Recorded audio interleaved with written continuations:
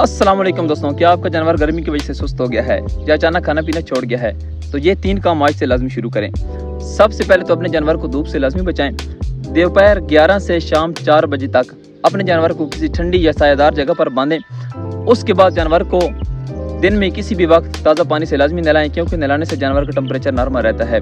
साथ साथ जानवर की खुराक में तब्दीली करें, मसलन जानवर को सब्ज़ चारा और ठंडा पानी इस्तेमाल कराएं और उस पानी में नमक या ग्लूकोज लाजमी इस्तेमाल करें, क्योंकि नमक या ग्लूकोज के जानवर के जिस्म में पानी की कमी नहीं होती। तीसरी और अहम बात, अगर आपका जानवर मुंह खोलकर सांस ले रहा है या आपके जानवर के मुंह से राल बहुत ज़्यादा मिकदार में टपक रही है, तो समझ जाएं आपके जानवर को हो गया है हीट स्ट्रोक। तो जानवर के सर पर ठंडा पानी डालें, उसके साथ साथ करीबी वेटनरी डॉक्टर से लाजमी रजू करें और जानवर को फ़ौरन इलाज कराएं।